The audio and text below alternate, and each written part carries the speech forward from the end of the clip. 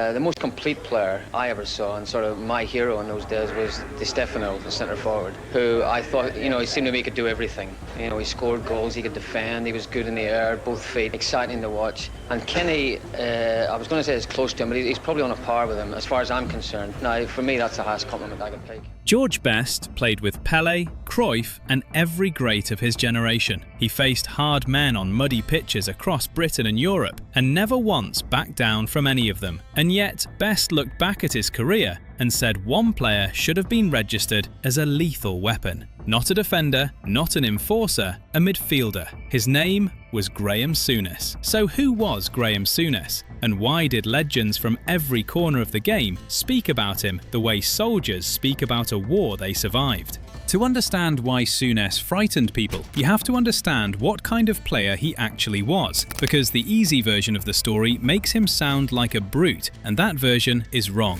Souness was not just hard, he was complete. One of the finest midfielders in the history of British football, a player with the technical ability to pick a pass through any press, the vision to control the tempo of a match from first minutes to last, and the physical presence to do something that almost no other player in the game could manage: outmuscle you and outplay you at the same time. He arrived at Liverpool in January 1978, signed by Bob Paisley for £350,000 from Middlesbrough. Paisley already had one of the greatest squads ever assembled in English football, a team in the middle of a dynasty that would define the decade. He still felt the need to add Souness. That tells you something. Within months, Souness was not just playing for Liverpool, he was running them. The armband would follow, and with it, a captaincy that shaped the identity of everything Liverpool did in the early 1980s. Now, the era he played in was not a gentle one. The old First Division was physical in a way that the modern game has largely retired from. Challenges flew in from angles that referees barely registered. Midfield battles were fought with the kind of contact that would end seasons today. In that world, toughness was a basic entry requirement, not a special quality. The men who thrived were not just surviving the physicality, they were using it. Souness used it better than anyone. But what separated him from the other hard men of that era was that the hardness was never the point. It was the platform. The aggression cleared the space, won the territory, and established the terms. Then the football happened, and the football was exceptional. 3 European Cups with Liverpool, 5 league titles, a move to Sampdoria in Serie A when Italian football was the most competitive league in the world, then the return to Britain as player-manager of Rangers, where he won the Scottish title in his first season and began rebuilding a club from the foundation up. The career of a man who did everything the hard way and came out the other side having won almost everything the game could offer. Word about Souness did not spread through newspaper columns or television punditry. It spread through the conversations that players have with each other before the press gets involved. By the early 1980s, every midfielder in England, Scotland, and eventually Italy knew what facing Graeme Souness meant. Not because someone told them, because they had been there. Peter Reid understood it through the specific, brutal lens of the Merseyside derby. Reid was no passenger. The Everton midfielder was one of the most respected players of his generation, a tough, intelligent, relentless competitor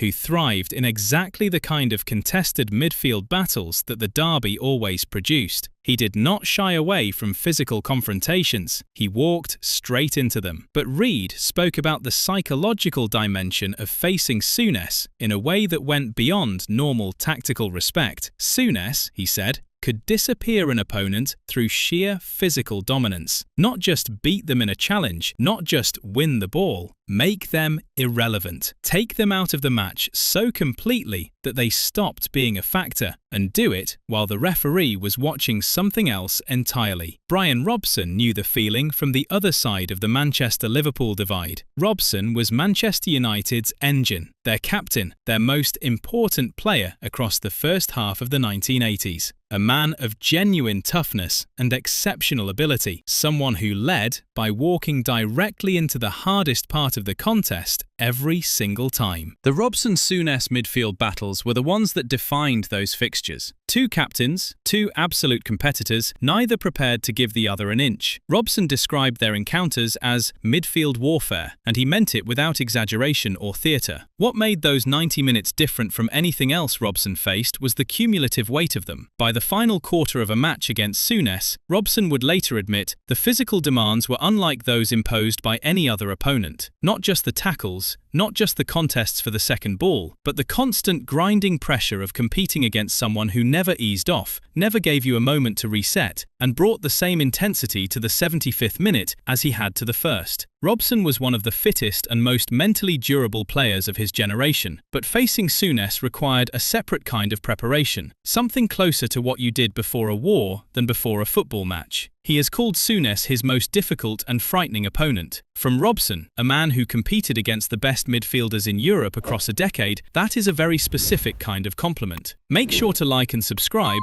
and now back to the video. The accounts from Reid and Robson carry a particular weight because both men were equals, competitors who stood across from Souness and felt it directly. But the testimony stretches further than the English First Division, further than the Merseyside and Manchester derbies, and further than the players who shared a league with him. Ian Munro faced something slightly different, and in some ways more unsettling. Munro was a Scottish footballer who encountered Souness during his time as player-manager at Rangers in those charged, pressurised fixtures where the stakes sat on top of everything and a single moment could define a season. What Munro remembered most was not a specific tackle or a particular challenge. It was the tunnel. Standing in the corridor before the match, looking across at Souness and seeing in his eyes a focus so cold and total that the game felt like it had already been decided. Munro described it as chilling, not aggressive, not provocative, just entirely certain. The kind of certainty that tells you the man next to you is operating from a place you cannot reach. Siggy Wendell reached the same conclusion from a different direction entirely. The Icelandic midfielder encountered Souness during a European tie against Liverpool, and what stayed with him was not the technical quality or even the physicality alone. It was the combination. Wendell described Souness as more gladiator than footballer, a man who brought the mentality of someone fighting for survival into a sport where most players were simply competing. When Wendell crossed the Liverpool captain in that match, the response was not proportional in the way that football usually calibrates these things. Souness treated every challenge as a territorial declaration, and when you challenged the territory, you understood immediately that you had made a mistake. Vinnie Jones built his entire reputation on being the man nobody wanted to face, the crazy gang's enforcer, the player who made opponents reconsider their choices before they even touched the ball, a figure whose physical presence was the primary tool of his trade. Jones was not easily placed in an 11 of hard men because he considered himself the standard against which others were measured. So when Jones named Souness in his ultimate hardman 11, the distinction he drew was the one that matters most. Souness was not just harder than you, he was better than you. He could outmuscle you in a tackle and then spray a 30-yard pass into space while you were still trying to get back on your feet. The combination of those two things, Jones said, was what made Souness genuinely terrifying. One without the other you could prepare for. Both together left you with no answer. The domestic testimony is extensive, but some of the most revealing moments came when Souness crossed into international competition and applied the same terms to some of the best players in the world. In December 1981, Liverpool played Flamengo in the Intercontinental Cup in Tokyo. Flamengo had Zico, the Brazilian playmaker who many considered the finest player on the planet at that point. Elegant, technically brilliant, a man who operated on a different frequency from almost everyone else in the game. Souness introduced himself with a tackle that arrived late and high, the kind of challenge that announced his presence before a word had been spoken. Zico's team won the match, but the tackle remained in the conversation for decades afterward, referenced as a perfect example of the Souness philosophy. Welcome to the match, this is the level, and if you want to play football here, you accept what comes with it. It was not petulance or frustration, it was a statement of the terms. Then there was Rome, the 1984 European Cup final. played in the Stadio Olimpico in front of 60,000 Roma supporters who had turned the stadium into something close to a hostile occupation. Liverpool had to walk through that tunnel and function as a football team in an atmosphere that was designed to make them feel like strangers. Souness led them. Accounts from inside the Roma camp describe him walking through the tunnel before the match with a calmness so deliberate it read as contempt, not nerves, not performance. A man who had already decided how the evening